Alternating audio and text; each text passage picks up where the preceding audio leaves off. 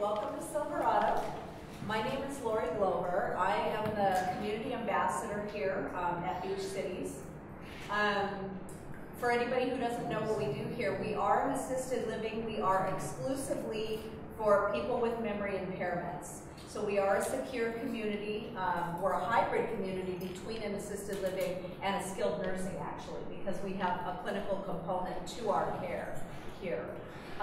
It's a lovely community. If you've never seen it, I suggest sometime you come back during the day when you can see everything and there's a lot going on, and visit us and see what we do here. It's beautiful. But I wanted to say, before I introduce Dr. Bullock here that's going to talk to us tonight, I see only 3 names here on the sign-in sheet. So please, I'm going to pass this around if you haven't signed in, and I have pens here if you need them.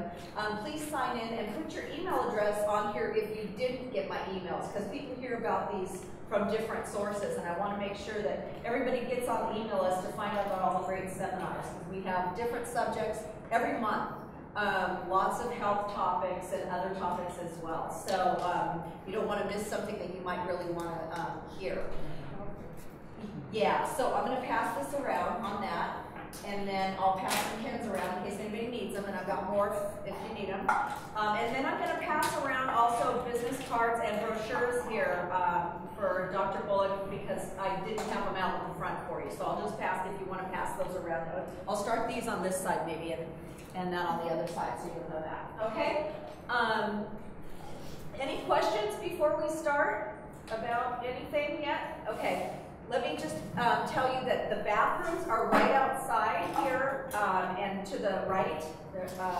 And also there's really no cell phone coverage down here. It's very hard to get cell phone coverage down here, so I know. But if you are expecting a call, I let people know that you have to go upstairs to get that coverage, okay? So in case you have an emergency or something. So without anything else, this here is Ryan Bullock, and he's going to talk to you tonight. He's a hearing specialist, so we're going to let him talk to you about what he's doing.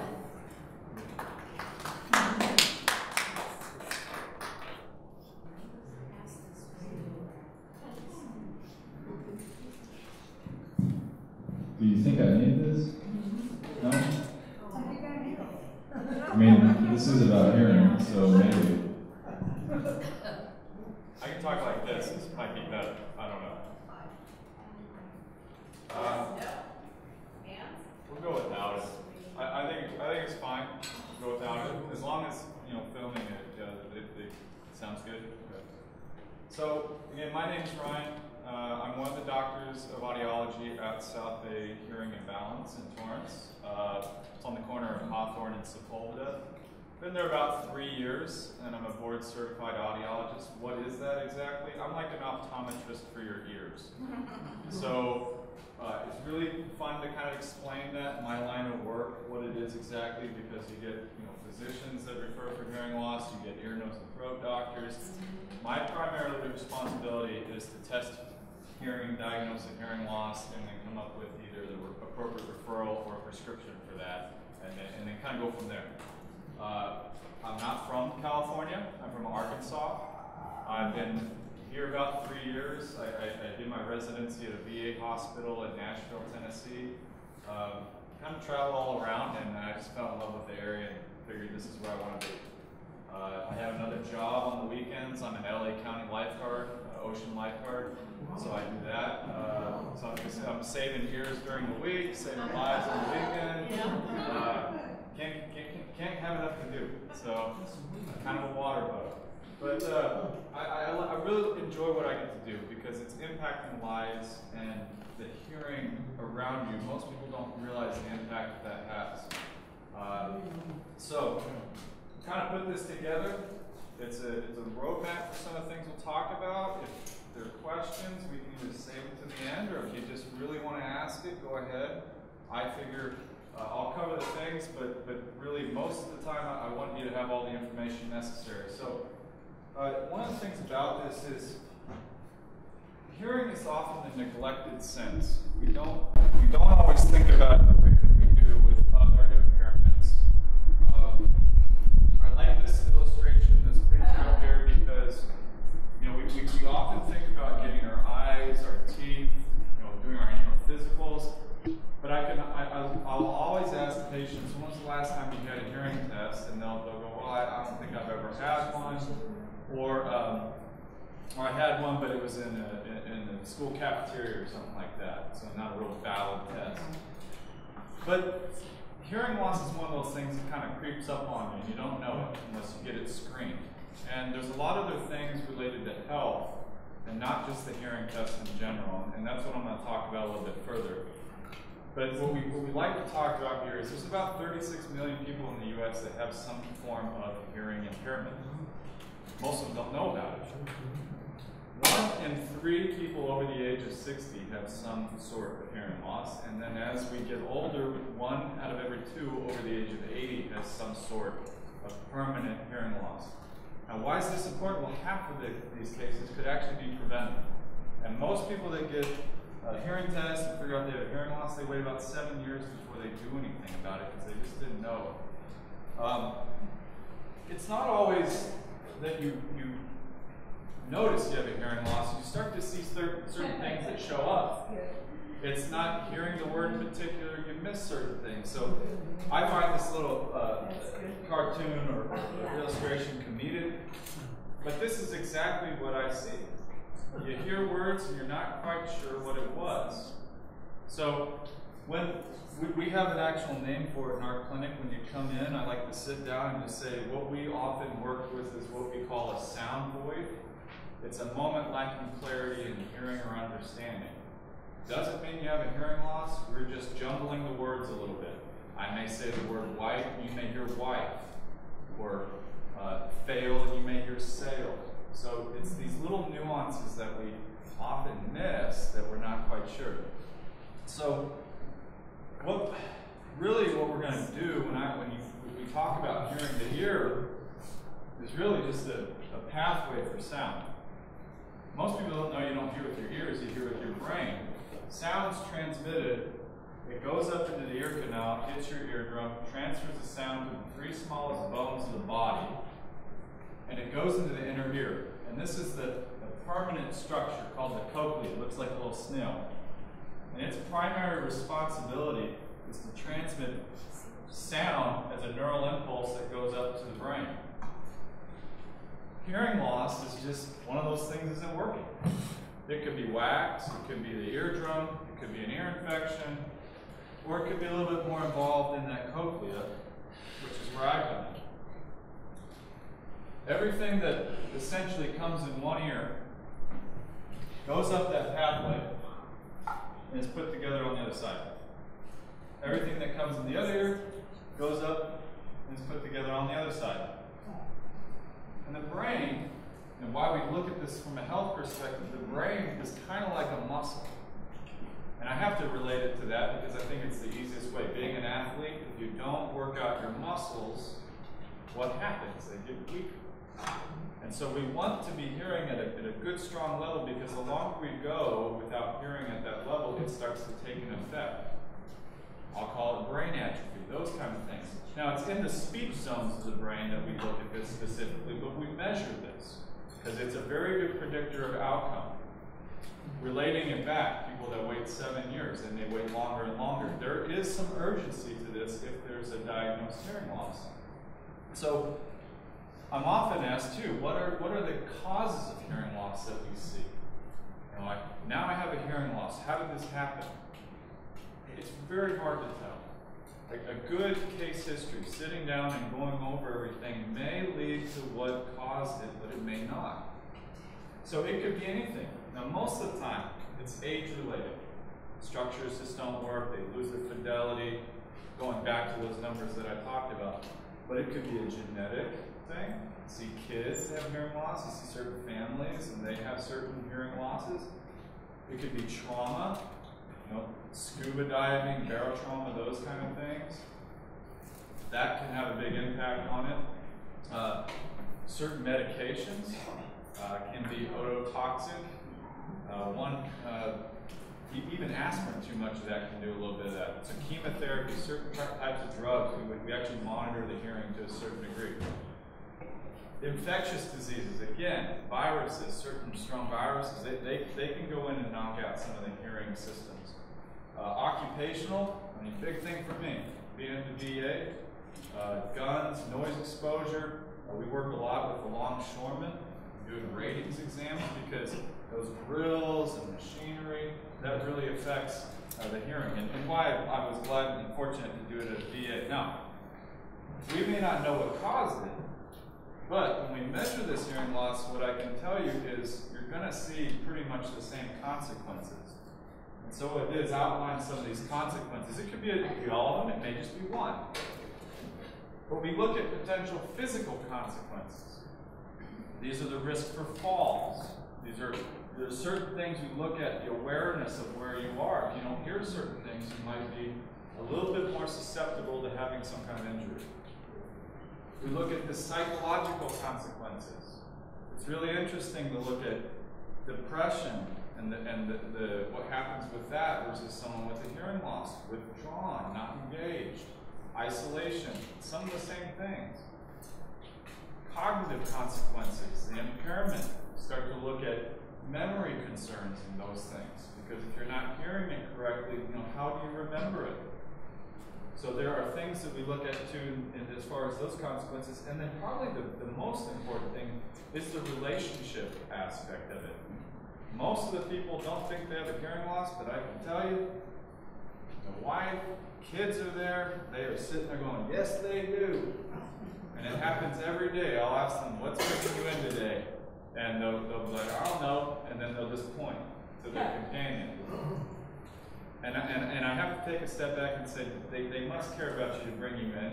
Are you open to talking about what could be going on here? And so there's a lot of different consequences that we have to work with. Some of the things that contribute, getting back to the health side of things, there's a lot of research now that Johns Hopkins is putting out as far as the health. So I just wanted to touch on a few things here. Diabetes, and then the falls, and then we'll get to the dementia in a second. So there's about 29 people with diabetes. Now, impaired hearing was twice as common with these individuals that had the hearing loss. And that's because, remember we talked about that cochlea? It's really important that that cochlea gets a good amount of blood flow to those fine structures, the organs in there. And so if you're having some concerns with the blood flow and the structures, that's going to lead to a more rapid decline in that. So that's why they're seeing some of these numbers. Now, close to half of the adults with diabetes had some sort of hearing loss. I'm not saying there's a causation there, but it's an interesting link. And it all has to do with that blood flow. Another one has to do with the fall. So we're talking about the awareness and detection of what's going on. Now, from an administrative standpoint for hospitals, I mean, this is huge. A lot of people that have falls, this costs billions of dollars in the healthcare system. Well, we know that someone with a hearing loss is 3 times more likely to have a fall. And then all it does is relates to 2 things. It's hearing, having the awareness of what's going on, and yes, I kind of saw that balance disorders also are related to that inner ear organ too. So if there's something that's not working with the hearing, there's a likely chance there may be something going on with those balance organs too that are in the inner ear. But also, if you're putting a lot of energy and effort into hearing and your awareness of what's going on, you may get a little bit more fatigued, thus falling. So it is an energy drain at times. So one of the things that was really interesting in the articles that I looked at, now we measure hearing loss in decibels. So it's really a logarithmic scale. The higher, the more decibels, the more loss we see. And what they found was that people classified with just a flat 25 decibel hearing loss, which is kind of mild. It's not a whole lot. They're nearly, that's where that 3 times more likely came from. They're more likely to fall just from a mild hearing loss.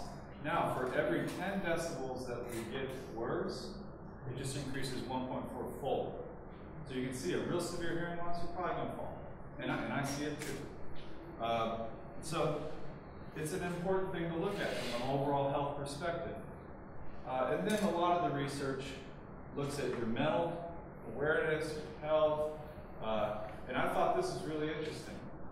So what it says, the study of 70 and over, 32% more likely admitted to hospitals than those with normal hearing. This is staggering. Why are we not screening for these things? And that's comes back to the overall health and wellness, your eyes, your ears, getting these things checked. Older adults with hearing loss are 30% more likely to have prolonged stretches of injury and illness. So it's not just limited to your ears. And then probably the biggest one is 57% more likely to have episodes of depression, stress, bad moods. So again, it's just a really interesting thing. I enjoy it.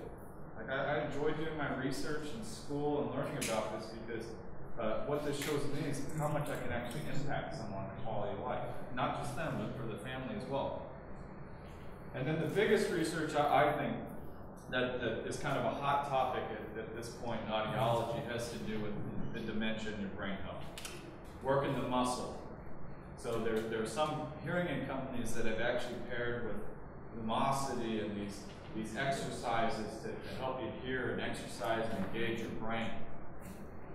But the research out of Johns Hopkins is it's pretty staggering. I mean, they're seeing that people with hearing loss, as you get older, your brain starts to shrink a little bit. And they're seeing that those with hearing loss that are not stimulating these regions of the brain, it actually is a fast-track shrinkage.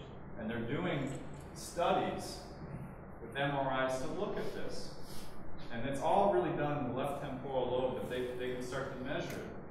And they see that there is a cognitive decline, but if you have a hearing loss, it is just sped up. So that's where that urgency of not waiting 7 years has something to do with it. I had to put that in there. Impaired hearing lost more than 1 additional cubic centimeter of brain tissue each year compared to those with normal hearing. I mean, that's pretty amazing. Now, there's a little bit more to this because, like you said, it's that muscle atrophies. We're not getting that stimulation. It gets a little bit weaker. But it doesn't just affect that area of speech understanding. It's the surrounding areas because memory, speech, expression is also tied to that area of the brain too. So, healthy hearing, healthy brain, that's what we look at these days and not just putting a hearing aid on an ear. Again, the consequences of the dementia. It's really easy to screen for a hearing loss. It's a little bit harder to get the diagnostic information for dementia. And I learned this firsthand when I was at the VA at Nashville.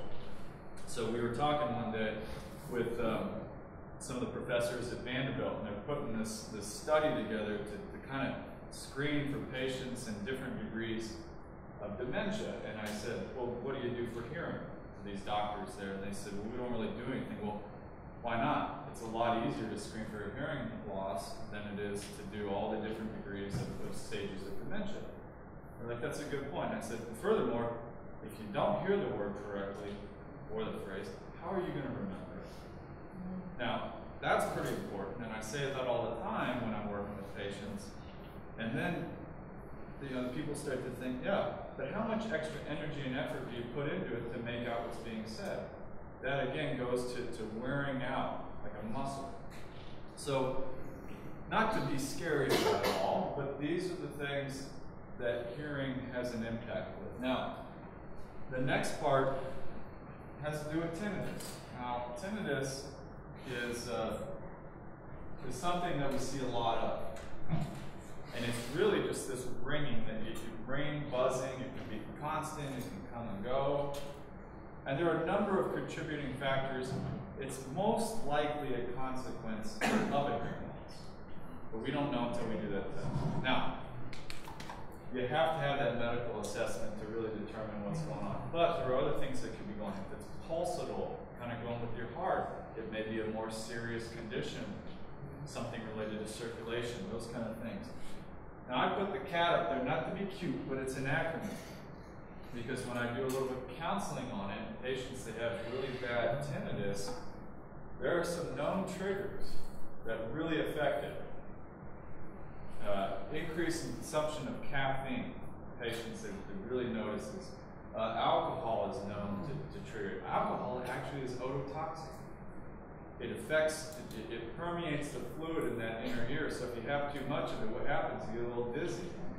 And that's what's happening. It gets into that inner ear and throws you off. And too much of it can actually have an effect on the hearing. You may lose it for a little bit. Tobacco, another one. Nicotine, that can trigger. And then stress, big time.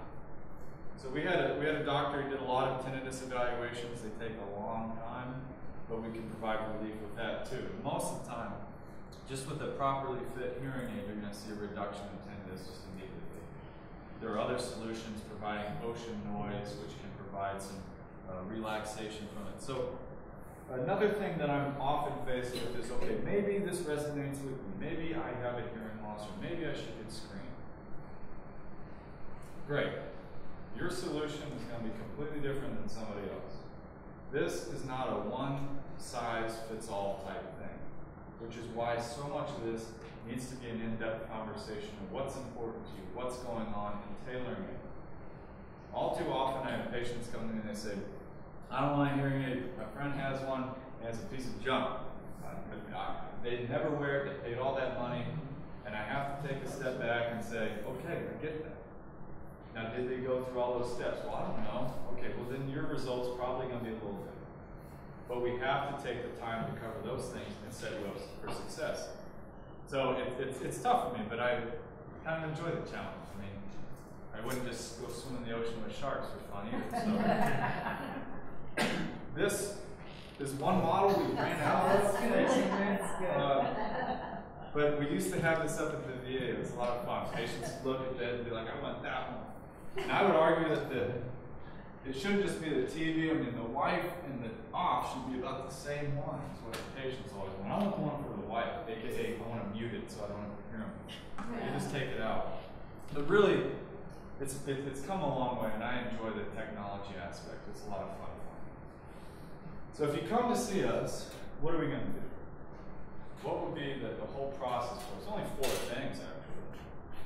We're going to sit down for about an hour and a half, and the first half of it's just talking about you, what's going on, and what are your goals, what are you looking for out of this. And maybe it's just to find out where you are. So that's our interview. The second part, I'm going to ensure that you don't have wax in your ear and somebody didn't dismiss that, and that's what's been going on all along. And I probably get that 4 or 5 times out of the year. Out of the month, actually. And I gotta send them back, and sometimes I'll take a picture and say, you know, your doctor needs to do a better job cleaning that out.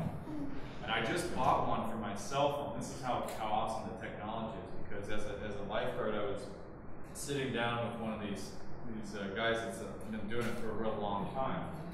And he said, so what do you do? And I said, I'm an audiologist. And he goes, what? They answer you hand in the car, right? I get it all the time, and I don't know whether they're serious or not, because most people don't know what it is. We're getting better about it.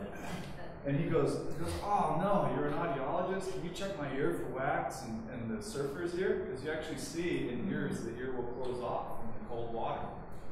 And then they got to go in and drill it out. And I thought, you know what? I'm just going to buy one, so I actually can slip it on my phone and take a picture and then send it to them. Real fancy. So it's that kind of awareness and education that I enjoy. Now, that's just the exam to make sure it's healthy and clear. We'll do a full-on diagnostic evaluation to figure out where you are and compare that with normal. And then we'll tie it all together for the last part and say, here's what might be the best thing for you if you want to try it.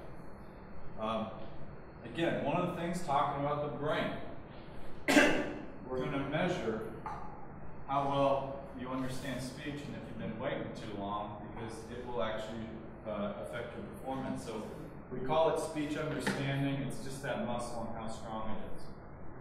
The thing you may see is an audiogram. Now, just in general, to explain an audiogram, because you may see this one and you may not, but this is what you would see if you're in an ENT clinic or hospital and they do a hearing test on you. It's what we record our results in. Now, the top part's frequencies, low pitches to high pitches like keys on a piano. Here's your volume in decibels, soft to very loud. So a low pitched loud sound would be like a dog barking or a lawnmower, those kind of things. Right? On the other end of the spectrum, we're going to see a high pitched loud sound would be like a cell phone ringer, vacuum cleaner. And then you see this zone, this shaded region right there, and that's where normal speech falls. And there's really two parts. There's volume and vowels, and then there's consonants and clarity. Now what usually happens is, as hearing loss starts to go away, this part stays intact. You hear the volume, so you can hear people talking. As the high frequencies, which you usually test up here, start to come down, you start to miss the words like fail versus sell. You hear ale, and you're not quite sure what it is. Now contextually you pick it up. So what our job is to find out where you need a little bit of help and bring that back. Because once it sets in, that's where the permanent part of this is, and it starts to take that effect. So the solutions that we work with be a number of things. And like I said, it may not be a hearing aid. Maybe it is a referral to a doctor to go, you know what, that eardrum doesn't look like it's in really good shape. I bet someone can repair that. You know, maybe get you over there.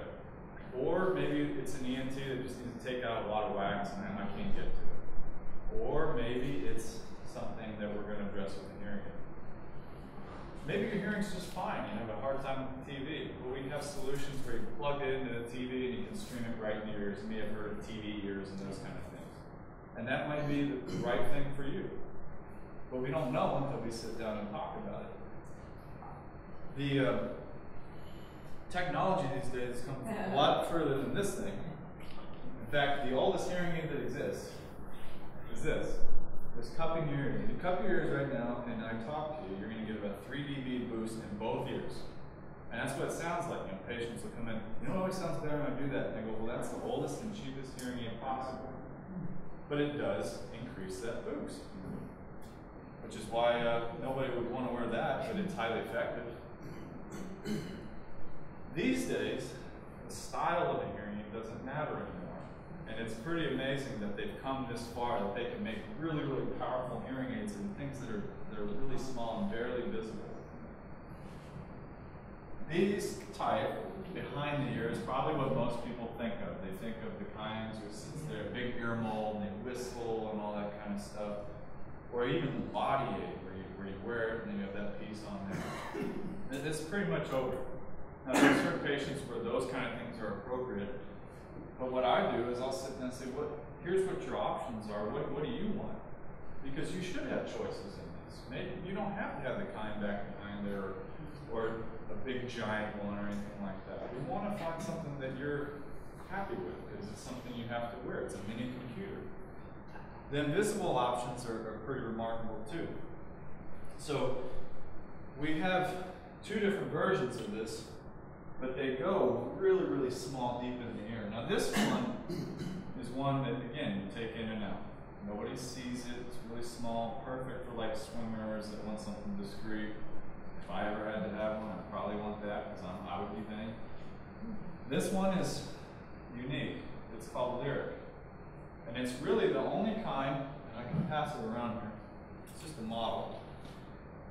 It's like an extended wear hearing aid. It's like contacts. You got your daily ones you take in and out, you got your extended wear. And a lot of patients really like that because they don't have to worry about batteries. They don't have to worry about taking it in and out. I'll tell you who it's really perfect for. Patients who have limited dexterity, they're blind, or they have dementia and they can't remember where they put their hearing aids or those kind of things. Because you don't pay for a device, you just come in, it lasts about 3 months at a time, we take it out, we put a new one in. And it helps also speed up the adaptation of hearing these sounds that you've been missing because you're hearing 24/7. So, a lot of unique options. Again, who's it for? Well, it depends, and it's not for everybody. Excuse me, doctor. Is this embedded? It's not embedded. It goes in, we actually take a measurement of your ear canal with a little tube. We put a couple sizers in, and then we turn it on, and most of the patients, when it works, they say it's the most amazing hearing they've ever had, closest thing to normal. And you can take it off yourself? Yeah, you can. Now, it's not meant to come in and out. That disrupts the integrity of the device and the seals. But yeah, you can. So, I've got patients that are going to Hawaii, and they're like, I go, just don't worry about it, take it out on your last day, so when you come first day, you're not going to enjoy your trip. I really like the wireless technology and some of the things you can do now.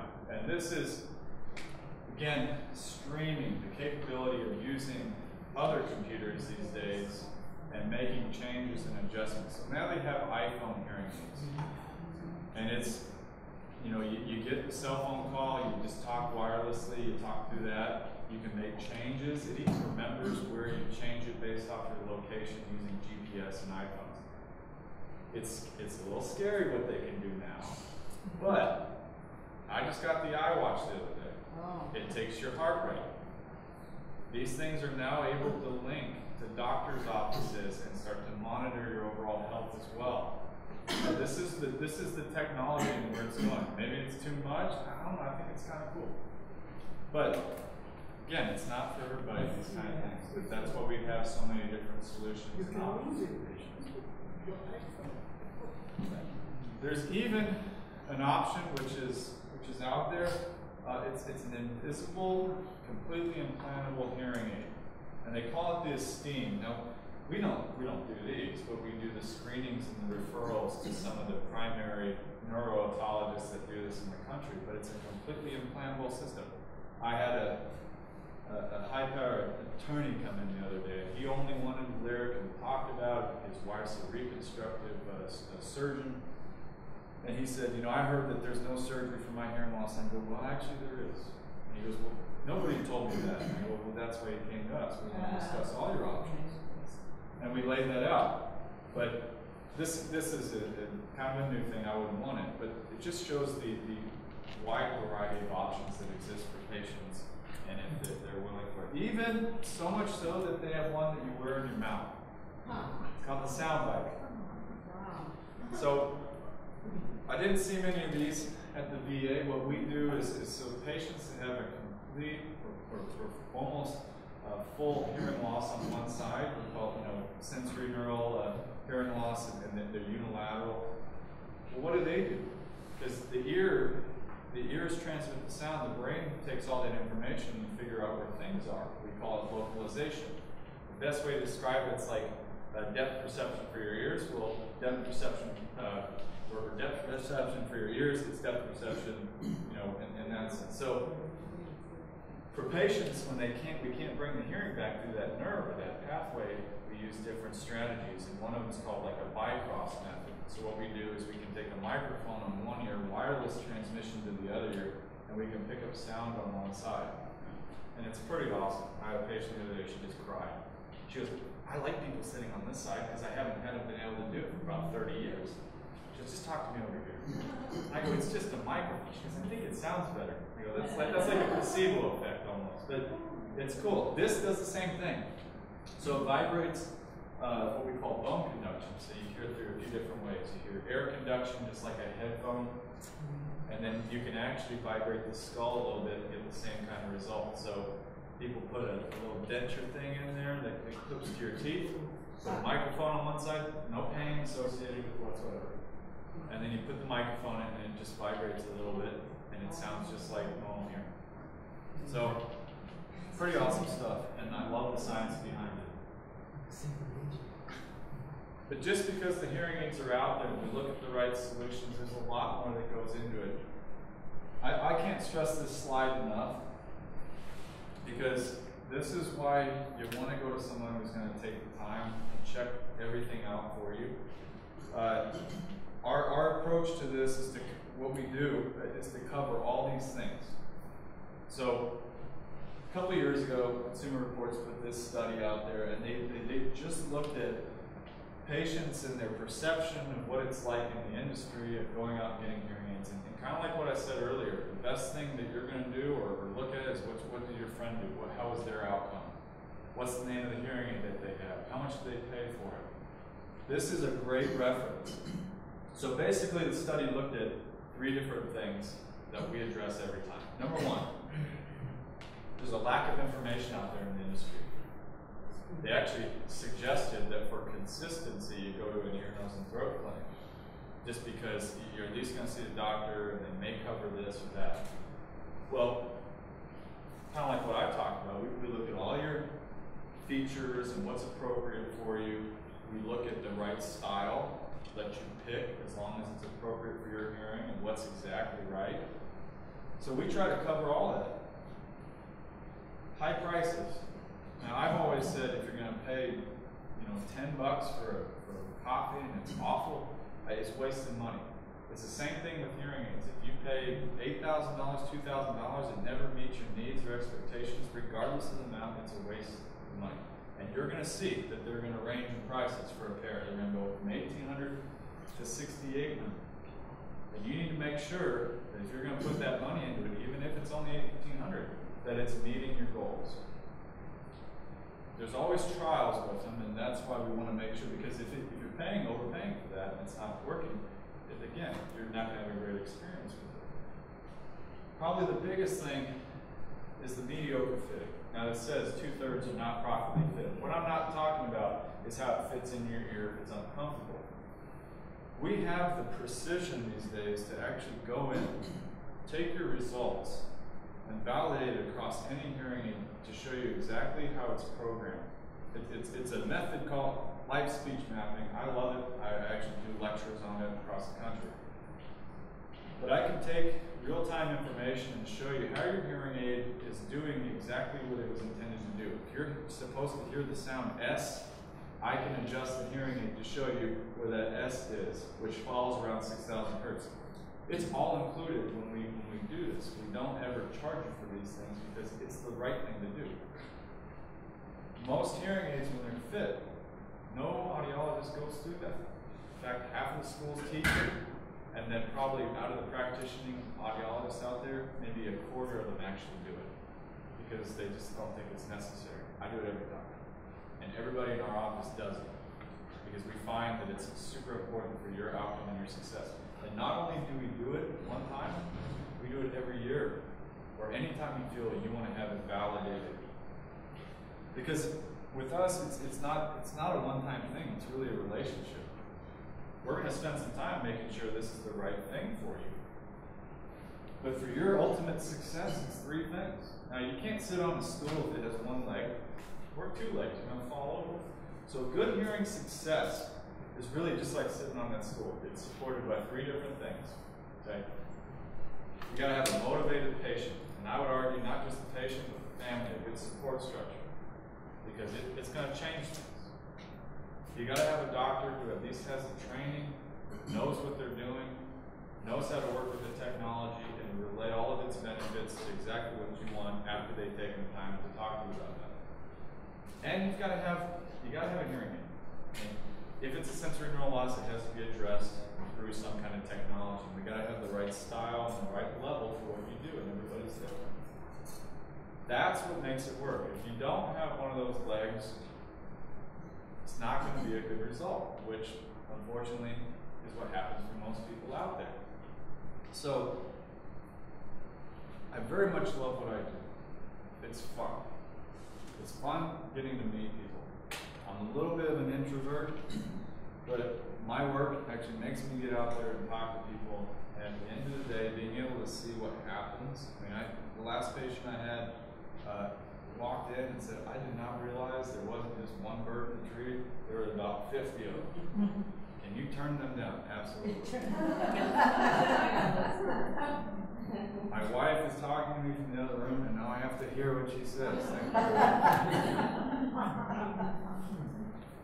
But it's connecting people. It's the communication. Most often we don't know these things until we get a check. So that's pretty much it. I am open to any kind of questions. We do appointments. They're complimentary. All we ask is just call sometimes and bring someone that's important to you because it's going to help me figure out what's the right thing for you. But again, it's a unique, customized approach for each individual so that we ensure you get the best results possible. So with that, any questions, anything like that, I'm open. What's come first, dementia or hearing loss? The chicken or the egg? Chicken, yes. It's a great question. I don't know. Again, the research is new. they're not saying it's a direct link, but they definitely are associated.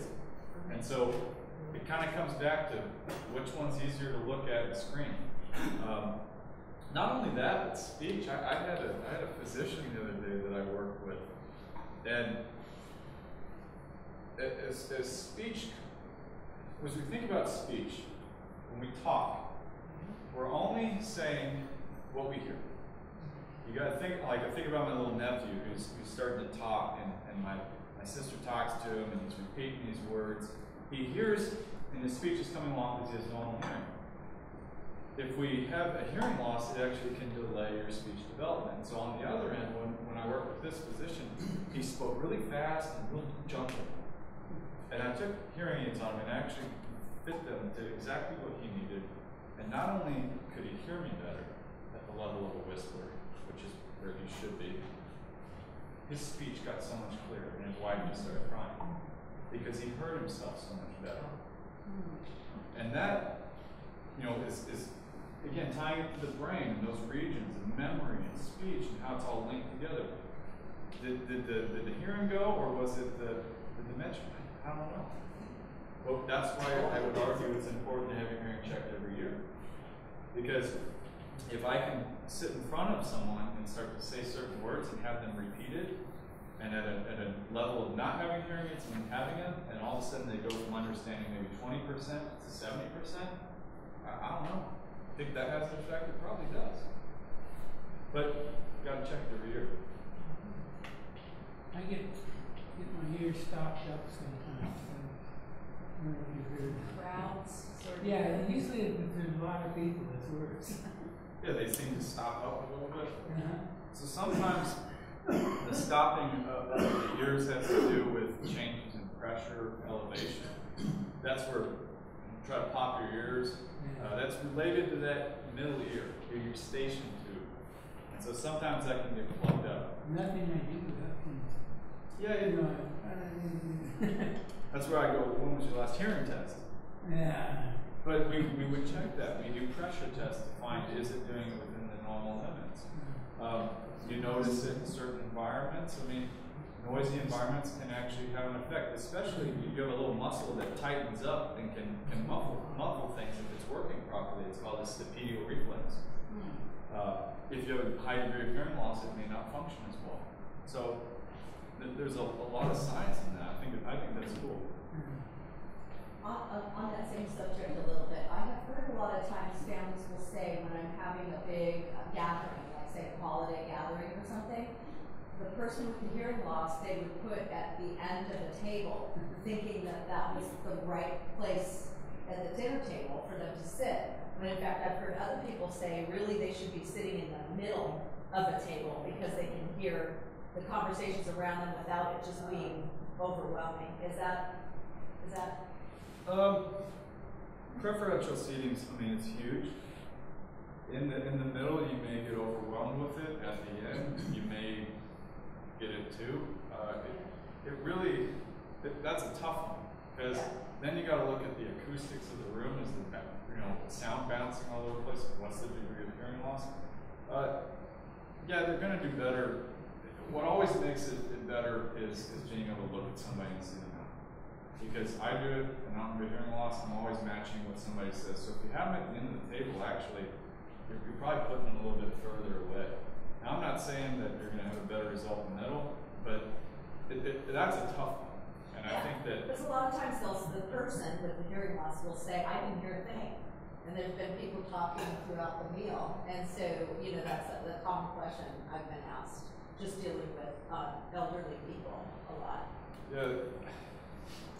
I wish there was an answer saying, here's where you got to sit. I mean, I'd have to follow them around and be like, okay, this is the right area. But yeah. And then secondly, I had another question, pretty much on the fact that I've heard that there's hearing aids now that have a tracking system. So if they get lost. Have you all heard of that? They do. It's these iPhone ones. They have they have two different types of tracking. No, the first one that they have in iPhones is they use your GPS, and so I was showing this to the guy I worked with the other day. You pull it up on the map, and it'll tell you like within 20 feet where they are if you lose one. The other tracking that it has is called like a data logging thing, and so it can actually track the kind of environments that you're in, how loud they are. Not a location tracking, but it can actually record that information to help us adjust them further for you. But yeah, they have that capability, that data learning. It's another area I like about the technology. Is there any way to improve hearing, some kind of acupuncture, physiotherapy, some exercise, massage, or that?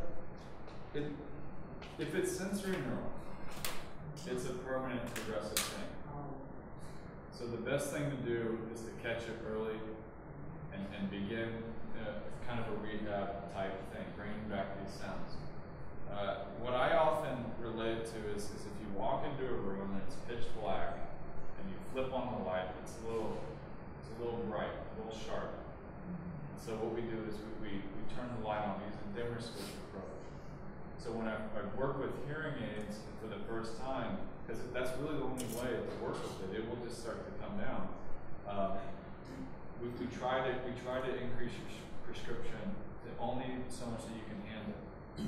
A lot of it when I work with patients in the counseling is it new and different, or is it just something that you can't tolerate at this point? Because if it's paper rattling and you haven't heard that, you're going to have to hear it a little bit. In fact, if you're laying in bed and somebody knocks on your door, rings your doorbell at midnight, we have this fight or flight response because it's not normal. And that's what happens with hearing when we bring it back. Things are not normal. It's a little strange. So the brain has to hear it, and it will reorganize these things. It's amazing. But you have to kind of go through that. So I work with it, because if you've gone 30 years not hearing, you're going to be different than someone who just had a hearing loss 2-3 years ago and they catch it early. I think you have a good question. Well, I'm 84 years old now, and I was able to hear everything you said, but you still recommend that I be tested. When was your last test? Would I be wasting your time? I don't think so. Well, what I always want to know is, do you have a concern? Did anything stand out to you? You heard everything that I said. You don't always hear everything I say. That's why I want the companion there. At least we can figure it out by the time that appointment's over, we've laid it to rest.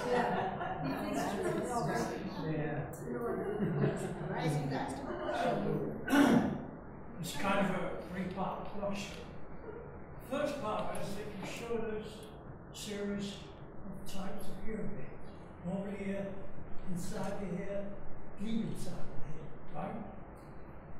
Which would you say has been the most successful of those three applications? Generally in public. I would have to say possibly the little ones behind the ear that have a little wire and a speaker that go in there. Why? Because it has the potential to sound the most natural. If you were to take something and stick it in your ear, just like a finger, it's going to change the way it sounds. We call it open fit technology, meaning that we put the little speaker in there and a little what we call dome, it just holds it in there. And if you got good hearing and low frequencies, they come in normal. And what we do is we bring out those high frequencies and blend it so it sounds the closest thing to being comfortable and natural. Everything's going to sound different. If it sounded the same, you wouldn't be doing it. Second part. The three different types. The one that seems to fit right inside your ear, you can't take that out yourself, can you? You can. Yeah, we addressed that one. There's little strings on it. No, I'm talking about the one right inside. There's nothing to pick up. Yeah, there's a little string on that one too. Looks like a little fishing line. Oh, it's right over there. Yeah. How many little strings in it? In there, really. Has all the strings in it. How do you get that out? We give you a tool that goes in and it catches little strings and you pull it out. There's two there. Yeah, 2 little strings in case one breaks. No, I mean, there's 2 pieces to the hearing. Yeah, you don't touch that one, you touch the now it's Yeah, I don't know if that would look in. same thing. Just hold on and go Yeah. Next question, which is that, how much is the cost of that? This one, boy, yeah. Good, Chris. It's a great question. Yeah. So, Lyric, because it's not something that you own, and we were talking about this, hearing aids have an expected life of 4 to 6 years. So when you think about it, they need to be working at least that amount of time. Lyric is a little different because you don't own it. It's like a lease. So you pay not per device. You could come in 20 times or 10 times. You're paying for the service of coming in however times needed. So Forever? no, it's done in a 1-year interval. So in 1 year, you say, well, I'm sorry, it's all right. Yeah, what happens is we do it for 1 year, you like it, then we renew it. And so to answer the question, how much is it? It's $37.76, so it's about $10 a day. Now, that's a lot of money. Most of the patients that I work with, though, that do it and it works after a trial, because you don't do all of it, they love it. They find it's totally worth it. It's about $10 a day. How much? For one? For two. 30, How much? $37.76. Each. Yeah, for the set. If you I sold only, my ear for less than that. Last question, we go like this, is the outdoor has batteries. In your ear, do they both have batteries in them? How long is the life of the battery? the batteries on traditional hearing aids, if it's the smallest one, is going to last 5 to 7 days. Days? On the largest battery, which we pretty much use a size 13, 7 to 20 days, somewhere around there. Obviously, quality is the best way to go. If you want a longer battery life, yeah. Well, you know, you go on a fishing expedition, if you pay $3,700, you can't catch it, you have to run to say, I can't catch it. Yeah, that's true. So that's why it may not be the right thing for everybody. But Well, it's in the middle of the night, you're in bed, you're not going to come carry it. Say, I'll take it out for you. we usually have you come in a routine schedule to ensure that you're not in that kind of situation that we have to take it out like that. That's it. Bottom line is, you're not quite there yet. Yeah, I get it. I go 3 or 4 times a week to a jazz size class, and I have a problem that it's too loud. And I tested it with a decibel reader from Radio Shack, which now goes this way, and it's 85 to 90 in that range, and I have to wear hearing aids. So is that too high? Is that pushing the limit, or am I just sensitive?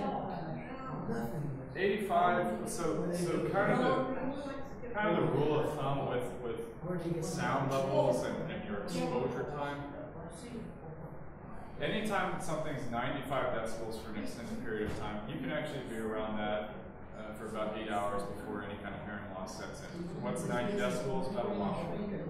Now, as you go every 5 dB up, you have to cut your exposure time in half. So if you're 95, it's 4 hours. If it's 100, it's 2.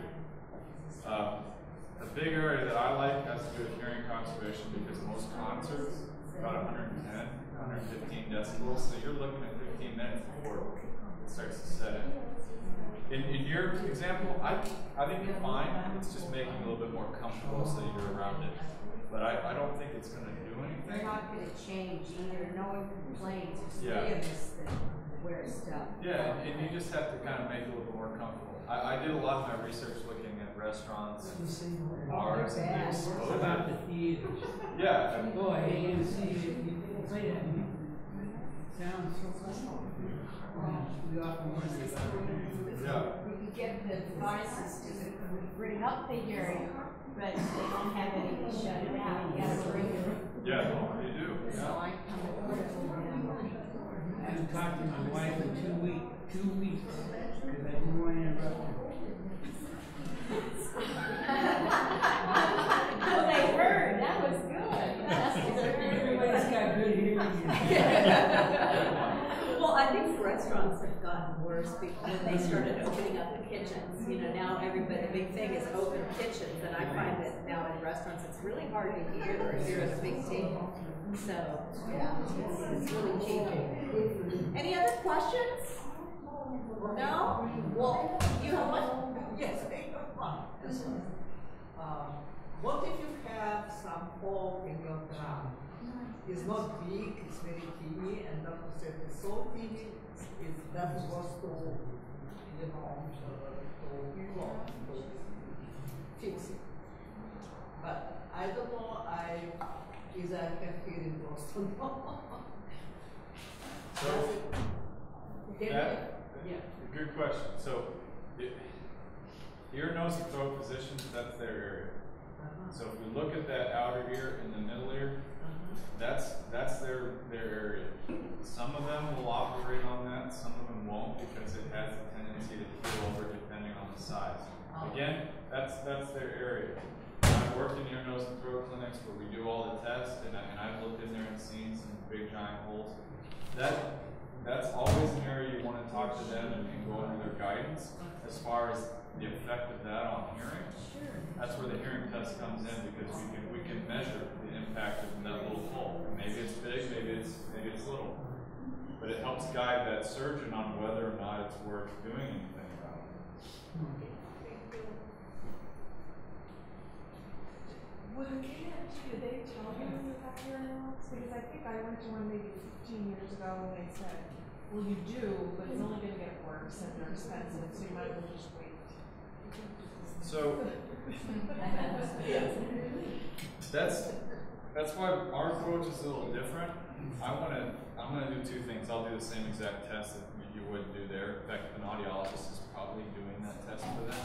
But I've learned that the audiogram where you see the results only tells a picture of you in numbers. It doesn't tell what the impact of that hearing loss is. And most physicians, they don't really know what that's like. I had a couple that I worked with, and they when we talked about how loud sounds have to be, one was like, well, you did the word test, the discrimination at 80 decibels, and they got 60% of the words, so they must be doing fine. I said, no. About 50 to 60 is average. And had I done it at that level, they wouldn't have got any of the words. They're reading lips for most of it. So I didn't realize that they didn't have that insight to what it is. So our approach is we're going to sit down and ask those questions. I do 10 very generic questions. Does anybody complain about the TV being too loud? How often do you ask people to repeat themselves? Do you have difficulty on the telephone? Do you have trouble in background noise, like restaurants, those kind of things? I'm going to ask you generic questions that I often see are an indicator. And if you got a pretty good score, there's a high likelihood that it impacts the things that you do. Then I want to look at the hearing test and time together. But I don't want to just look at you as far as a number. I want to see what it is doing, because maybe you're doing just fine, but you have hearing loss. But let's ask those questions too and see. Are you seeing more of it as the generations go down younger? Are you seeing more younger? I guess, are you seeing more younger people than you used to? Is that? Not really. I mean, because we have so many more headphones and all those kinds of things. So it all comes back. It all comes back to the exposure, how long we're listening to it. I mean, I think it's kind of like a wave. You know, I think that it's going to come. There's a lot of education out there as far as keeping music down a little bit, not turning it up. But the damage that you do as far as hearing and stereos doesn't set in immediately. It takes a while. Like I said, before you get the hearing test, or after you get the hearing test, it takes about 7 years. And that's when you start to notice something may be off. And usually it's somebody else telling you that you're not hearing me. So with kids, it's tough, because a lot of stuff they're doing now won't show up until they're maybe about 40 or 50, and then it really sets in. So I don't see kids a whole lot with it, mainly because, like me, I'm turning 31 tomorrow. I was just going to say a little word that told me that his birthday is tomorrow. And we're going to say happy birthday to him before we said thank you. So, you know, I don't know. We might have to sing happy birthday to him. You're way behind the years still. But And at 31, you're still celebrating. It's a big deal to still celebrate your birthdays, right? yeah, I'm hoping that my niece. 91, I've got a you're niece. still celebrating, you're still alive. So it changes. So there's all that period where I'm in the in-between where you don't really want to celebrate so much anymore. Yeah, I'm hoping that my sister waits to have her baby tomorrow so that we can have 2 birthdays. She's thinking of Yeah, right she's now. due. She's waiting any minute, so I told her just make sure you wait out tomorrow. How special is that?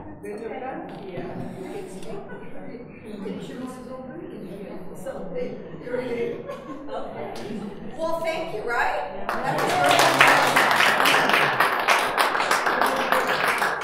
And happy birthday. And many, many more. When you get to my age, you're like, you're So, yeah.